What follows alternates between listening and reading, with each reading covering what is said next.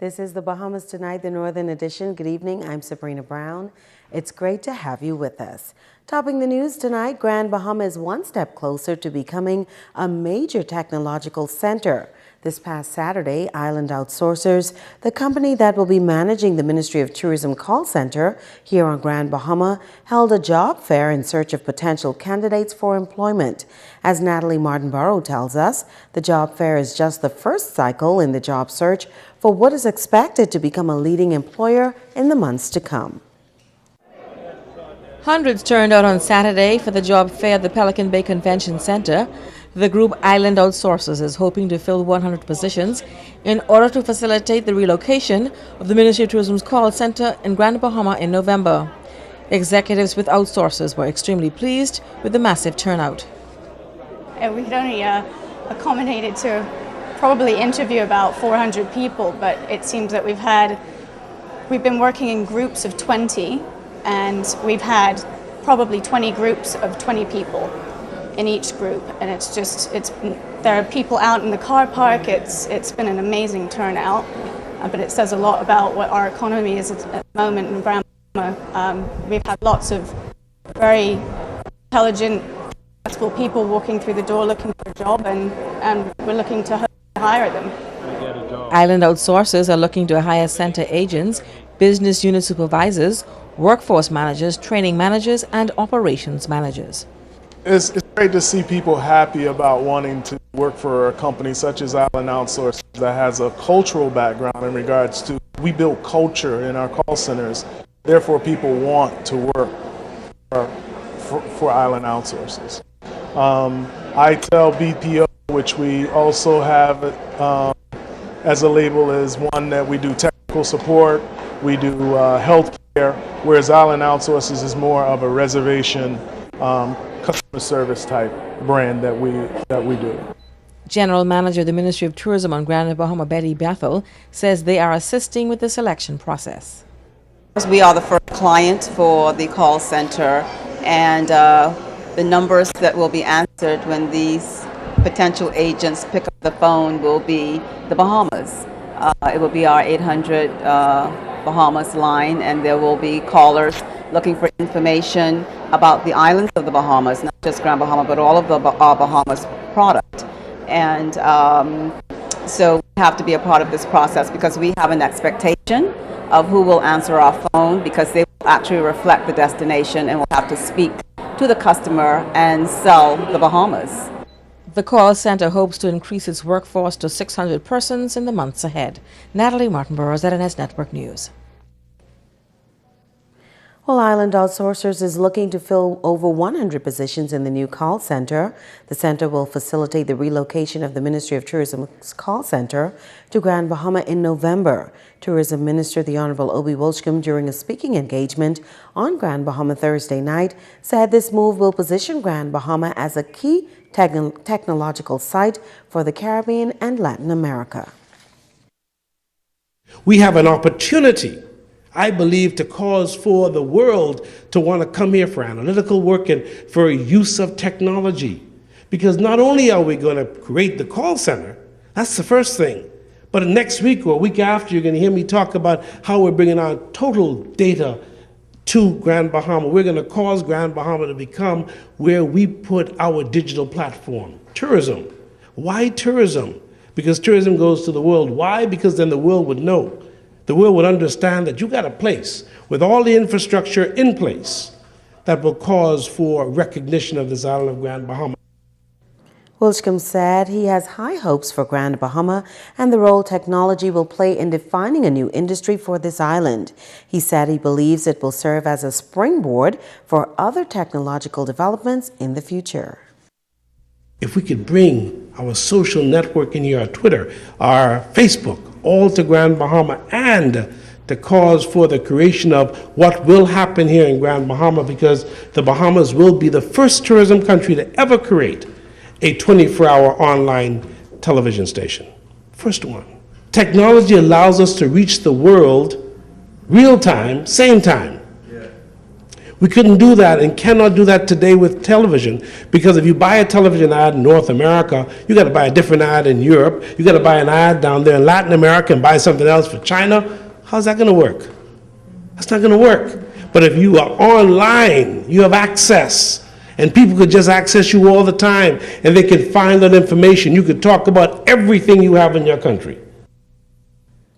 Transport and aviation officials made a third attempt to refloat the fuel tanker Formosa Falcon on Saturday, but they were unsuccessful. The tank ran aground about half a mile off Lovers Beach in 8 Mile Rock on Thursday afternoon during low tide. The next course of action is to lighten the ship by removing some of its cargo, which is expected to make the refloating operation easier. The vessel remains grounded under the supervision of a tug vessel, government officials, and safety representatives. Public Service Week officially launched on Grand Bahama yesterday with a morning worship service at the Central Church of God. The Minister for the Public Service was among those in attendance. He commended public officers for the important role they play in the country. Megan Shepherd has the story. They are the unsung heroes of the country, and on Sunday, a special church service was held at the Church of God, Coral Road, to launch a Public Service Week. Minister responsible for public service, the Honorable Shane Gibson, says it is important to show appreciation to the persons who often go unrecognized. He says since becoming minister, he has developed an even greater respect and appreciation for their work. I think in many cases, public officers do a tremendous job in working behind the scenes and causing things to happen in government. And they're those sort of unsung heroes who we rarely give the kind of recognition to that they deserve. And since being appointed minister responsible for the public service, I've gotten to see behind the scenes what actually happens, because most of the times we look at the end product, but we don't realize the amount of work, the amount of time, the amount of dedication, the amount of sacrifice that actually goes in to making the public service work. Also during the celebrations, persons who have been a part of the public service sector for 25 years or more will be honored. He also thanked those that have given years of dedicated service but are not retiring.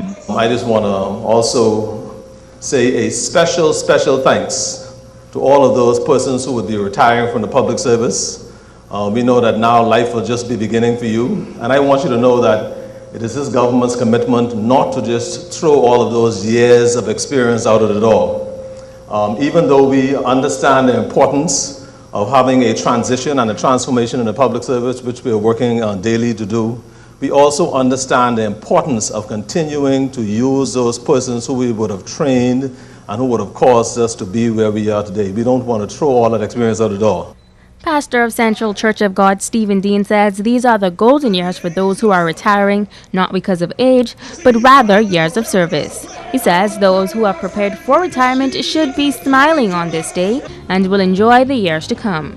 He also thanked those in public service for their contribution to nation building. Wherever we are, we thank God for you. Your contribution has helped to bring us to this point as we endeavor to build a better Bahamas. Now is the time, might I say, when you should sit back, relax, and enjoy life. You are now expected to reap the reward of your labors. Dean's final bit of advice to public officers: trust God every day for all things. Megan Shepherd, ZNS Network News. Stay with us. The Bahamas Tonight Northern Edition continues right after this. Bringing news that matters to you. You're watching the Bahamas Tonight Northern Edition. Welcome back. Police are investigating a shooting incident that has left a 30-year-old resident of Sweetings Key with gunshot injuries. Reports are that around 3 o'clock on Sunday morning, a male was shot in the right leg by a man he knows. The victim was seen by the local nurse and was later transported to the Rand Memorial Hospital, where he is listed in stable condition. Police arrested 2 men ages 84 and 43 after officers reportedly discovered a firearm and ammunition at their home. Reports say around 1:30 Friday afternoon, officers armed with a search warrant conducted a search of the home on Bass Lane and reportedly found a .25 handgun and ammunition. Also from the weekend, police are searching for two men who robbed two females on the beach in the Port Lucaya area. Reports are that the two women were walking on the beach in the Port Lucaya area around 12:20 on Saturday afternoon when two men snatched their bag that contained an iPhone and other personal items, that is. The suspects are described as being of slim build with dark complexion, and they were said to be wearing white t-shirts and short dark colored pants.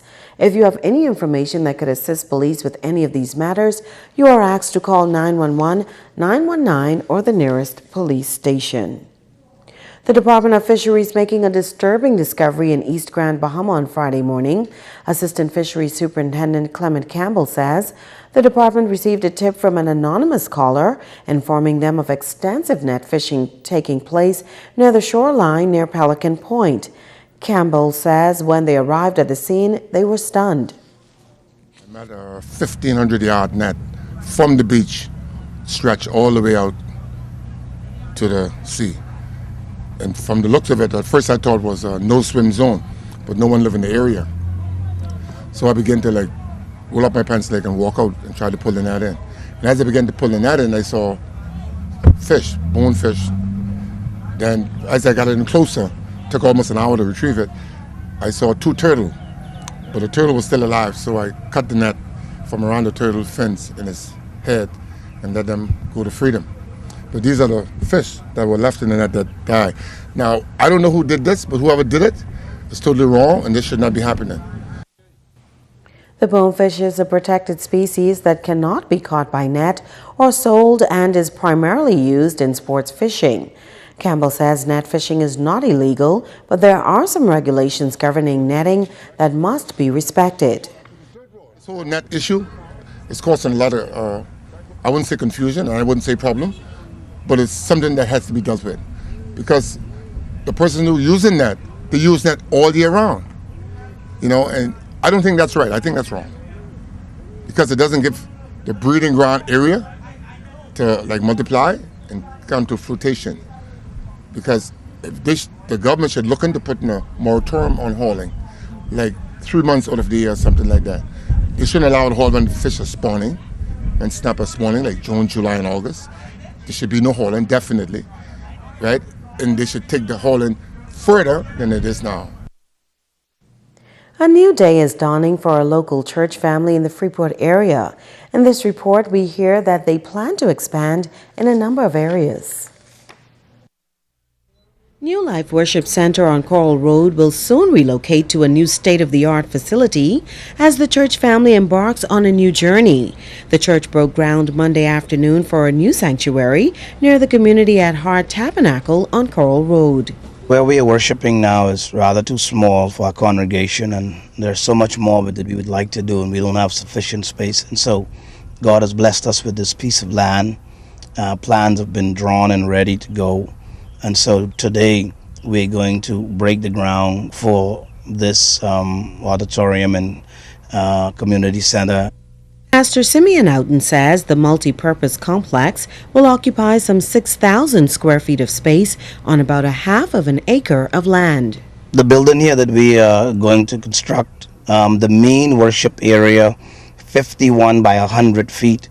And then it has two wings that will accommodate kitchen and boardroom, classroom space, office space, bathroom, facility, shower, etc.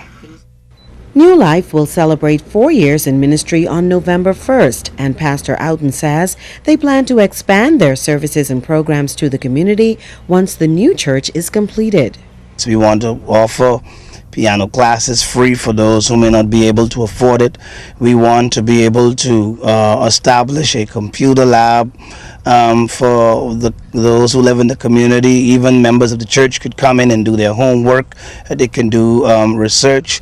In the second phase, we hope to develop and putting a swimming pool, to put in a basketball, volleyball, tennis court. Construction was set to begin immediately following the groundbreaking ceremony. The work is expected to be completed within 12 to 18 months at a cost of over $400,000. We are doing something rather unique. Rather than using shovel to turn the dirt, we're going to have the backhoe in place, and we're going to do a countdown, and the foundation will begin to cut today. Pastor Alton says the ministry is also grateful to the Grand Bahama Port Authority for helping them to acquire the land. Don't go away, sports is up next with Ricardo Lightborn.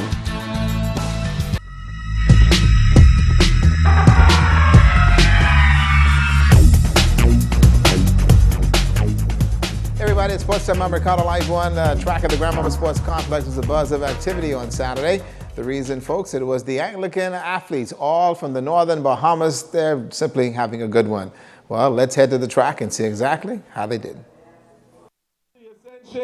The fans in the stands and ready for what is going to be a day to remember. The athletes all eager to get on the track and show their stuff. Team Church Ascension eager to compete. Team Pro Cathedral of Christ the King, the defending champions. Team St. Jude's in hunt of that title. And we're off at the Northern Bahamas Archdeaconry Track and Field Meet. The real crazy and exciting start and finish. Watch the run down the backstretch. Smooth running, leading the race, but watch the real speed take the lead. Let's go to the final exchange. This is the Anglican pride and heart here, Roger Charlton. Also showing a conversation at the same time. This year's meet was in honor of Miss Anita Doherty. Bishop Leish Boyd in attendance, and a special thank you to Mrs. Doherty for years of dedicated service to the church. And her response? It's been a wonderful day. We couldn't have asked for a better day. And I just want to thank you all for this wonderful honor. I will remember it always. That's Jill Cooper running for Ascension, and she's got the socks to prove it. They're off and running in the relays, and on the line is bragging rights. Here comes the first exchange, and down the backstretch they go. Here comes the third exchange. It's about participation, family, and Anglican fun. Let's now go to the final exchange. This is called an unfair advantage. Sterry Martin just having a grand old time. Lots of medals to be won, and guess what? The champions not crowned as yet, and some smack. This year is definitely rough. You have Abaco bringing a huge contingent with spreading the points out a whole lot more than it did in prior years. So right now, Abaco is definitely the deciding factor in this event because they came strong. I think we winning it this year. I think we got it. We got Christ in the bike. Of course, we're the smallest parish in this Northern Archdeaconry, and we'll be doing our best. We're fielding as many athletes as we can, and we're holding our own. We've been represented in most of the races this afternoon and this morning, and we are doing really good. We have tons and tons of medals to take back to Abaco with us. And we'll give you more on the Anglican meet tomorrow. And don't forget that the memorial for Mr. Basil Nemo is set for Wednesday, 6:30, and it'll be at the Christ the King Anglican Church. Let's look at your sports tonight.